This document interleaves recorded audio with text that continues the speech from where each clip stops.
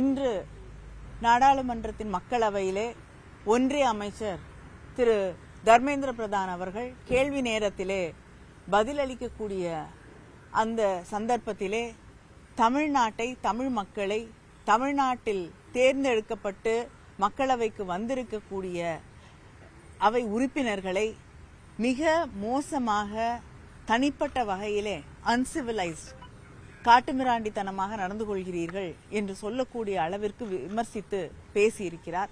அது மட்டும் இல்லாமல் நாங்கள் தவறான விஷயத்தை, பொய்யான ஒன்றை முன்வைப்பதாகவும், முதலமைச்சர் அவர்கள் தன்னுடைய வாக்கு தவறியிருப்பதாகவும், அவர் ஒரு தவறான செய்தியை, உண்மைக்கு புறம்பான ஒரு பொய்யான செய்தியை அவையிலே திசை திருப்பக்கூடிய வகையிலே எடுத்து வைத்திருக்கிறார்.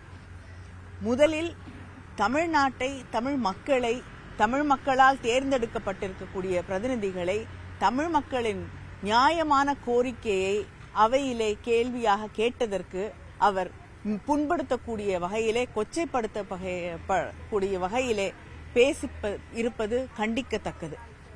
அது மட்டும் இல்லாமல் அவையிலே பேசியிருப்பது தமிழர்களுடைய உணர்வுகளை புண்படுத்தி இருக்கிறது.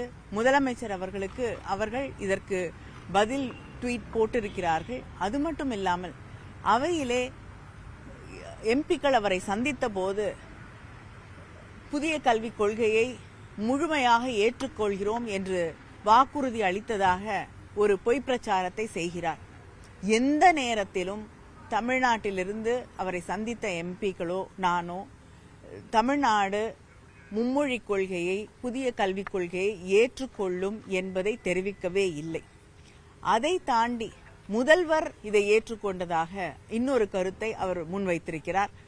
நம்முடைய தமிழ்நாட்டு முதல்வர் எந்த காலகட்டத்திலும் அப்படிப்பட்ட கருத்தை சொல்லவும் இல்லை, அதை ஏற்றுக்கொள்ளவும் இல்லை. அதற்கு சாட்சியாக முதலமைச்சர் அவர்கள் தர்மேந்திர பிரதான் அவர்களுக்கு எழுதியிருக்கக்கூடிய கடிதத்திலே மிக தெளிவாக, நீங்கள் தமிழ்நாட்டிற்கு ஒதுக்க வேண்டிய நிதியை ஒதுக்க வேண்டும், இதை பிடித்து வைத்துக்கொண்டு தமிழ்நாட்டிலே இருக்கக்கூடிய மாணவர்களை பாதிக்கக்கூடிய சூழலை உருவாக்க கூடாது. அது மட்டும் இல்லாமல் எங்களால் மும்மொழி கொள்கையையோ இல்லை என்றால் புதிய கல்விக் கொள்கையை முழுமையாக ஏற்றுக்கொள்வது என்பது இயலாத ஒன்று, ஏற்றுக்கொள்ள மாட்டோம் என்பதை தெளிவாக தன்னுடைய கடிதத்திலே முதலமைச்சர் அவர்கள் தெரிவித்திருக்கிறார்கள். அப்படிப்பட்ட சூழ்நிலையிலே அவையிலே தவறான ஒரு விஷயத்தை உண்மை போல அமைச்சர் சொல்லியிருப்பது மிகவும் வருந்தத்தக்கது, கண்டிக்கத்தக்கது. அவையிலே இருக்கக்கூடிய ஸ்பீக்கர் அவர்கள் நியாயமாக எதிர்க்கட்சிகளின் கருத்துக்களுக்கு செவிமடுக்காமல் அமைச்சருக்கு மட்டுமே அனுமதி அளிப்பது என்பது வருந்தத்தக்க ஒன்றாக இருக்கிறது. அது மட்டும் இன்னும் ஒன்றை சொல்ல விரும்புகிறேன். இது நமக்கு SSA ஃபண்ட்ஸ் வழியாக வர வேண்டிய அந்த 2000 கோடி என்பது பட்ஜெட்ரி அலோகேஷன். அது மட்டும் இல்லாமல் கல்விங்கிறது பொதுப்பட்டியலில் இருக்கக்கூடிய ஒன்று.